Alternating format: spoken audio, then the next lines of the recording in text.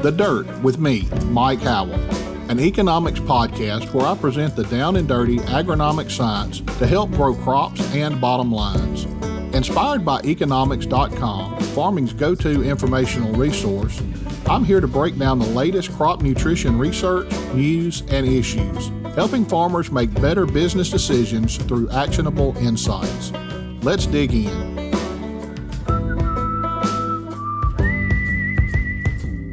Listeners, thanks for joining in again this week. We have another exciting episode in store for you this week. We have gotten Mark Tully back with us. Now, if you remember, we had Mark on just a few weeks ago, and he was talking about the market situation, what prices we're doing with our grain crops and other commodities, as well as fertilizer prices. We've got Mark back with us today to help talk about that. Mark, how are you this morning? Yeah, doing well. How about yourself, Mike? I'm doing great. Mark, last time we talked, every price we were looking at was at a record high and looked like it was still going up. And you talked about some things that would need to change for those prices to come back down a little bit. And since that time, we have seen a little bit of price decline. What has led the price decline on our crop prices? Yeah, great question, Mike. And certainly we have seen some declining prices really across all commodities, not just crops, since we last spoke in the spring. And I think there's a few big drivers for that at the moment. But ultimately, I think what we want to do is take it back to the fundamentals. And I think the fundamentals for crop commodities are still incredibly strong. But firstly, we've entered this, I think, market environment where really the global sentiment around the economy has shifted a little bit towards a more negative attitude. We've seen rising interest rates, a strengthening US dollar, which impacts exports, falling crude oil prices. And I think overall that's shifted some of the speculative decision making in the marketplace, or those speculative funds that participate in crop commodities. And so they've transitioned some of those funds from being net long to more short positions. And so that's part of, I think, what we've seen impact the crop commodities negatively. But at the same point in time, we're in the midst of the growing season, and weather reports have had an impact. We've seen even this week some cooler weather and some better rains in areas that have struggled with drought. So that's helped to maybe stabilize yields in some places of the US. And as a result, that will lead to potentially better crop production and lower crop prices. And then lastly, the geopolitical environment continues to improve to some extent on the crop front, with shipments from the Black Sea grains starting up again. So at the end of July, Turkey brokered a deal with Ukraine and Russia to open 3 Black Sea grain ports, and they've begun shipping product. About 500 to 600 kilotons of ag products have been exported under the agreement so far. And I think that's led to some softening in the crop commodity market as a result of that. But the one thing I'd say about that, firstly, is that that's a lot lower than normal Ukraine grain shipments, significantly lower than what their normal would be. Additionally, the one thing that we haven't been able to test yet is what do the inland logistics look like in Ukraine going forward. So a lot of this product that has been shipped was near ports already in storage, or in some places already loaded onto a boat, waiting for a moment when the Black Sea would open so they could move that ship out of the port. And so what we don't know yet really is how is the product going to move from the farm gate to the port for this new crop? And so that's something we'll have to test here in the coming weeks and months. Ukraine's ag ministry has said that for the current crop year, grain exports are still down 52% year over year. So that's a significant decline, keeping the markets tight. But I think those are probably the 3 or 4 major things that we're seeing that has led to some of the softening in markets today. Mark, you mentioned Ukraine and the conflict going on over there. When this first started, we all kind of thought that it would last a few weeks, maybe a month or 2 at the most. And I think it's going on a little over 6 months now and no end in sight. Do you have any other news from that region? Did they get the crop planted? And if so, is it projected to be off, or what's the projections coming out of that region? Yeah, it certainly has been a significantly longer conflict than I think many folks anticipated at the start. And obviously, it's a humanitarian crisis and one that is a challenge that the world's got to work its way through. But in terms of the crop specifically, what's going on in the Ukraine? Well, I think best estimates are around 30% of the crop didn't get planted, give or take a few percentage points depending on the specific grain or oilseed product. On top of that, I think it's likely safe to assume that yields will be down. Weather hasn't been perfect, particularly in southern Ukraine. I think normally normal crop management has been a challenge, putting the traditional inputs down onto the crop. There's supply chain constraints within a country that's in outright war at the moment. I think that's going to have an impact on yields, and that's something we're watching for.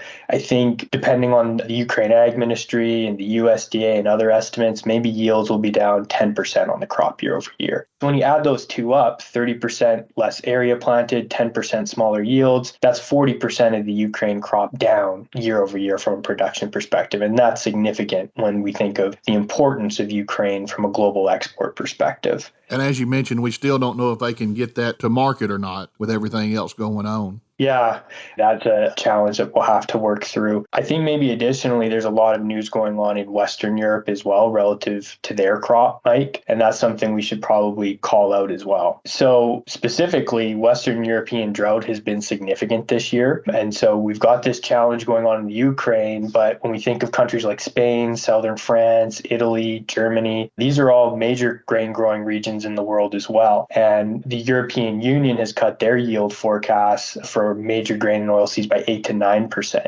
year over year. So that's a significant cut in a portion of the world where we really need to see above trend yields right now with the challenges going on in Ukraine. That's something I think worth mentioning in the European story at the moment too. Mark, you've mentioned Eastern Europe and Western Europe, 10 to 15% reductions. We've got the drought going on in the U.S. I know we did get some rains recently and hope that's going to help this crop, but all projections are that the U.S. crops are going to be off a little bit this year as well. That just seems like it's tightening that supply even more. Is this going to be a temporary decline in prices? Do you think we're going to get another run up as we enter into fall and harvest season, or what do you think is going to happen with this? Markets are really volatile right now, so calling this with any certainty is a bit of a fool's errand, but I think we can turn back to the fundamentals. And to your point, you highlight the crop production issues globally at the moment, and that's ultimately leading to tight supply situations all over the world. We're dealing with high food prices and supply constraints, and that's driving food security challenges on top of that. I know the World Bank noted this month that as of August, at least 23 countries have implemented food export bans, and another 11 have export limiting measures in place. And so we've got this trade imbalance that's developing around the world. Grain stocks to use ratios, excluding China, are the tightest they've been since 2007, 2008. We've got underproduction, like you say, in North America. We had a smaller crop go in the ground due to a poor spring window. We've got some drought concerns across the U.S. that are likely going to impact yield in a negative way. We've got the existing challenges in Europe that are going to lead to smaller crop production there. And then even in Europe, where you have potentially a bumper Russian wheat crop, you're dealing with sanctions in place that are limiting the ability to trade that crop from a financing perspective, as well as getting a ship to go and pick up that crop out of Russia. So that's keeping things tight on that front. And then now we're looking forward to the Southern Hemisphere and what is going to be produced in South America this year. And the one major weather trend that still exists is a La Nina, and that can bring drought to producers in South America as well. When we look at this from the supply side, I think there's a lot of production challenges that exist, and then that's going to really keep the S&D for grains, I think, tight heading into next year as well. The one thing to watch, I think, is ultimately the greater macroeconomic story that's in place here today. We mentioned rising interest rates, a stronger US dollar, falling commodity prices across the board, and then really just a deteriorating sentiment, I think, from the financial sector. What is the economy going to do in 3, 6, 12 months from now? Is a recession a possibility? I think that's something that can definitely have an impact on the crop commodity prices that exists outside of really those incredibly strong fundamentals that exist supporting, I think, historically strong crop prices that should remain above historical averages as a result of those fundamentals.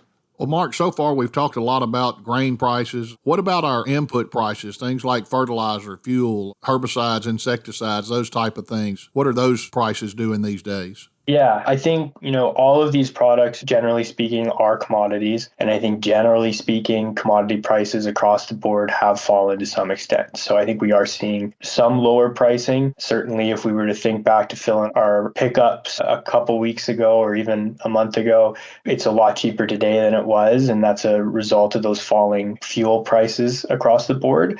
But I think looking at this maybe more specifically, let's dive into it maybe input by input. Starting with fertilizer, year, I think prices are declining to some extent for fertilizer, but they do remain historically strong. And I think they are supported by the supply fundamentals that exist for each one of those nutrients at the moment. We did have a poor North American spring, I think, which impacted application windows for NPK.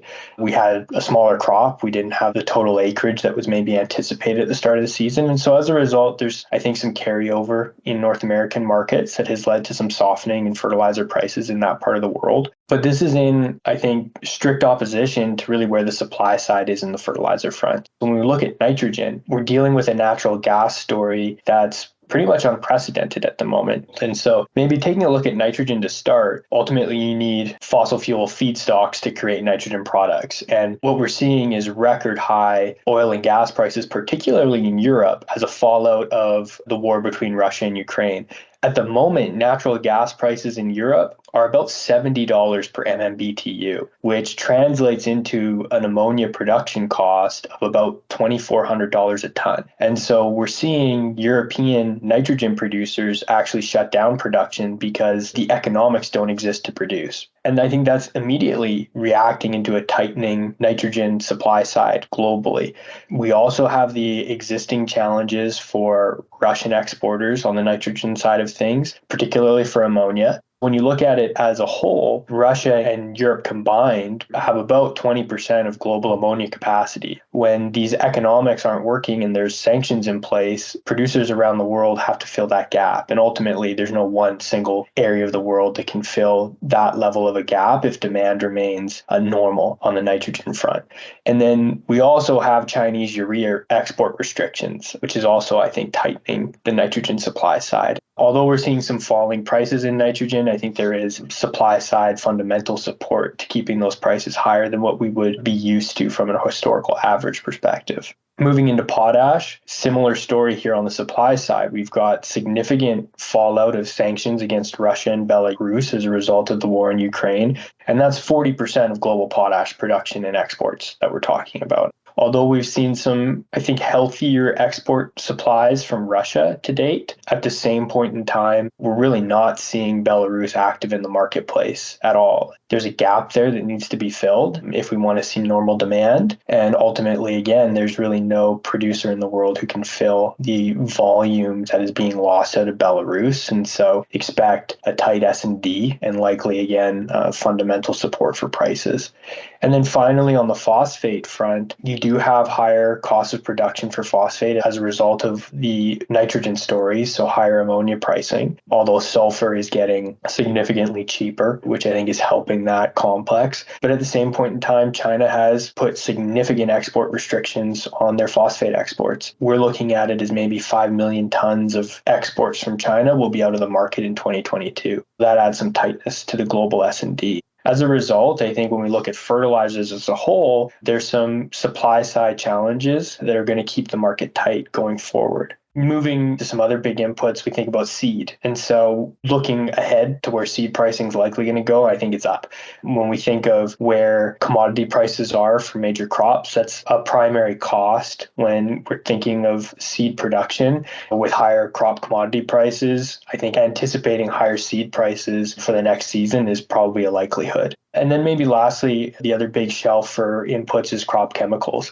I think it's a big list of crop chemicals that exist that you maybe want to use. And I think there's a slightly different story depending on each crop chemical. But ultimately, when we look at this as a whole, two things I'd point to. First is freight is incredibly expensive at the moment, and that's going to lead to higher pricing in the crop chemical shelf as a lot of it is produced overseas, so places like China is an example. The other piece of it is there's production outages around the world. We have difficulty getting commodities that are inputs for some of those active ingredients, and at the same point in time we have incredibly high fuel prices, natural gas prices that are leading to production curtailments around the world for some of these active ingredients. I think we're probably going to see some tightness in a number of active ingredients as well that support higher prices for the crop chemicals. I don't necessarily want to sit here and say that we're going to see record high pricing in each of these shelves like we maybe saw earlier this spring, but I do think higher pricing relative to what we're used to seeing is very likely, I think, going forward here.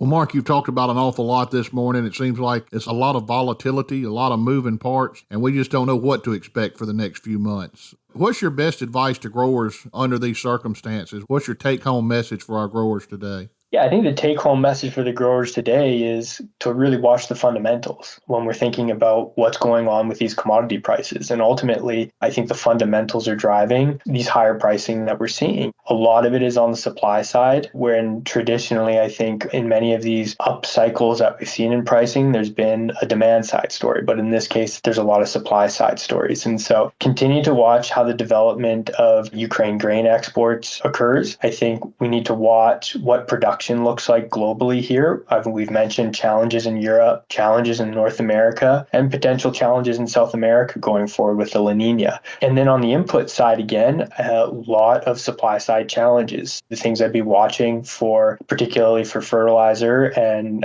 chemicals, is the direction of natural gas prices and how that develops over the coming weeks and months, as well as sanctions against Russia and their allies like Belarus and how that impacts their ability to ship product going forward. As a result of that, I think the advice to growers is continue to be abreast of what's going on in the markets. And ultimately, I think we can expect tightness here in the short to medium term across a number of these commodity markets that do impact pricing. Mark, we really appreciate you taking time to be with us today. I know you've got a busy schedule, but a lot of great information that our growers can take advantage of. Mark, we'll let you run for today, and we'll have you back on here in a few months and see what happened with this harvest season and see what we're looking at going into planting time for next year. Thanks a lot for being here. You bet. Thanks, Mike. Well, listeners, it's our tailgate time again. We hope you're enjoying this segment as much as we're enjoying bringing it to you. Last week, we did our stuffed cheeseburgers at the ball game, and everyone enjoyed those. We had a big time, and the rain kind of hampered things a little bit, but we were still able to get our tailgating done and play around a little bit and have a good time before the ball game. Now, this week, we've got another menu lined up. We're going to start off with some hors d'oeuvres. We're going to put some jalapeno cheese deer sausage on the grill. Now, we're going to cut that smoked sausage into small links, about an inch, inch and a half long. We're going to put that on the grill and let it get good and hot, and then we're going to coat it with some Sweet Baby Ray's barbecue sauce, and then let it cook a little longer and cook that barbecue sauce into it. Everybody loves the deer sausage. When we get the deer sausage prepared and ready to go, we're going to set it to the side and let folks start sampling on that while we get our chicken cooking. This week, we're going to barbecue chicken. We picked up our chicken at the local butcher shop, and they have a special rub that we're going to put on this barbecue chicken. It's a barbecue rub. We're putting that on a couple of days ahead of time to let it really marinate into that chicken. We're going to put the chicken on the grill and cook it real slow, and when it gets almost done, we're going to spice it up a little more with some Sweet Baby Ray's barbecue sauce and let that barbecue sauce cook in on the outside of it. We're also going to have some new potatoes that we'll put in the cooker and boil those while we're cooking the chicken. And before we get there, we're going to prepare some coleslaw. That's the menu for this week. If you happen to be at the ball game this week, come by and visit with us and pull a plate up. The commodity that we're going to talk about this week is the coleslaw and the cabbage that goes into that. Now, I grew up eating cabbage and eating coleslaw all my life, but I never really understood why we called it coleslaw until I was in college. It was then I figured out that there was a family of plants that are referred to as the cole crops. Now, there's several vegetables in this group, things like cabbage, cauliflower, turnip greens, mustards, kohlrabi. These are all some of the cole crops, and they get their name because cole refers to the stem. We're actually consuming the leaf and the stem of these vegetables. Doing a little research this week and investigating a little more, some more facts about cabbage. The country that consumes the most cabbage is Russia, and they eat almost 50 pounds of cabbage per capita per year. Now, we don't consume nearly that much in the United States. We consume more like 8 pounds per capita per year. So quite a big difference in the amount of cabbage consumed between the two countries. Now, if we look at the United States and look at where most of this cabbage is produced, 78% of our nation's cabbage production comes from 5 states. Now, we do have production in all 50 states to some part, but the vast majority comes from California, Wisconsin, New York, Florida, and Texas. We hope you've enjoyed this tailgating segment. It won't be complete until we give you an update on last week's ball game. Hate to say it, but the Poplarville Hornets fell last week 21-7. It was a close game all the way through. It was 21-0 at halftime, and Poplarville came back and really put up a fight the second half. They just ran out of time and weren't quite able to get it done this week. Coming up this Friday night, Poplarville will be hosting the Pearl River Central Blue Devils. That's another intra-county rivalry, another 5A school taking on the 4A Poplarville Hornets. So we've got the big bad boys coming to town this week, and we're going to try to turn this season around and get a win on the board this week. We hope you join us again next week and find out the results of this week's game, find out what agronomic information we have for you next week, as well as our tailgating tips for next week. Until next time, this has been Mike Howell with The Dirt.